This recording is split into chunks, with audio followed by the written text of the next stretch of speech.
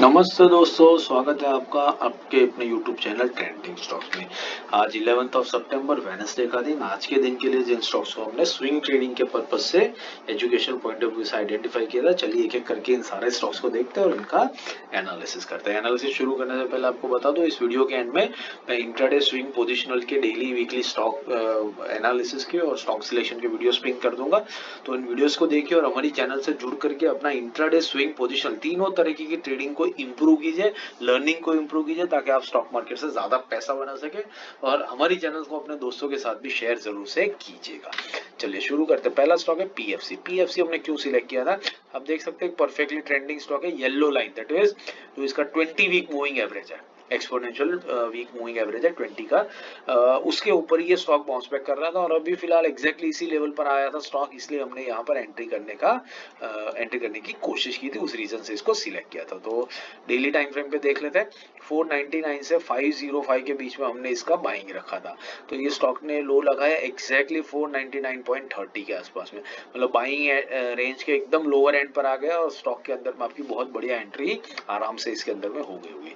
तो इस स्टॉक को अभी वॉच लिस्ट पे लगाइए और देखिए कैसे अपने ये 20 वीक मूविंग एवरेज से बाउंस बैक लेकर के ऊपर की तरफ निकलता है। और अगर ऊपर की तरफ नहीं निकलता है तो ये स्टॉक नीचे आ जाएगा, स्टॉप लॉस हिट करेगा, लेकिन स्टॉप लॉस हमारा बहुत ही करीब है क्योंकि हमने इसको एक crucial support that is 20 week exponential moving average के पास में ही लिया है, तो हमारा सपोर्ट भी यहाँ पर बहुत ही क्लोज है। दूसरा स्टॉक जो हमने सिलेक्ट किया था वो था Punjab national bank, PNB. PNB आप देख सकते हैं ट्रेंडिंग स्टॉक है और मुश्किल से अपने 50 वीक मूविंग एवरेज पाता है, यहाँ पर एक बार आया था और अब वापस यहाँ पर आ रहा है और इसी रीजन से हमने इस स्टॉक को सिलेक्ट किया था। तो डेली टाइम फ्रेम पे देख लेते हैं कि पंजाब नेशनल बैंक ने 108 से 109 के बीच में बाइंग रखा था, 107 के नीचे स्टॉप लॉस था। स्टॉक ने लो कितना लगाया, स्टॉक ने लो लगाया 106.85 का, मतलब हमारा स्टॉप लॉस इसके अंदर में हिट हो गया। तो ये स्टॉक में हमने छोटा सा एक स्टॉप लॉस लेकर के 1 रुपए का स्टॉप लॉस लेकर के इस स्टॉक में से आपकी एग्जिट हो गई होगी, विच इज एब्सोल्युटली फाइन। तीसरा स्टॉक था आरईसी। आरईसी हमने क्यों सिलेक्ट किया था, देखिए अगेन पीएफसी की तरह एक परफेक्टली ट्रेंडिंग स्टॉक है, 20 वीक मूविंग एवरेज के ऊपर ही सपोर्ट लेकर के मूव कर रहा था और अभी एग्जैक्टली वहीं पर था, इसलिए हमने इसको सिलेक्ट किया था।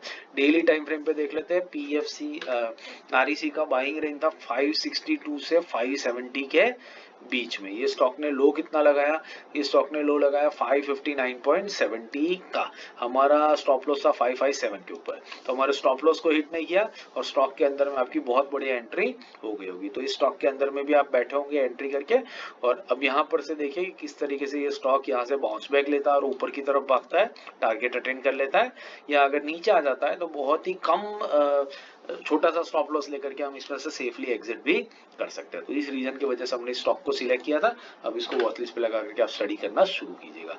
तो आशा करता हूँ आपको वीडियो पसंद आ रहा है, एनालिसिस पसंद आ रहा है, लाइक जरूर कीजिएगा, दोस्तों के साथ चैनल को शेयर भी जरूर कीजिएगा और कमेंट भी करते रहिए ताकि हम हमारे कंटेंट को और बेहतर बना सके। बाकी एक्चुअल ट्रेडिंग इन्वेस्टमेंट करने से पहले अपने सेबी रजिस्टर्ड फाइनेंशियल एडवाइजर की सलाह जरूर ले लीजिएगा। हमारे वीडियोस को सिर्फ और सिर्फ एजुकेशनल पर्पज से ही कंसीडर कीजिएगा। Thank you and have a great trading day tomorrow.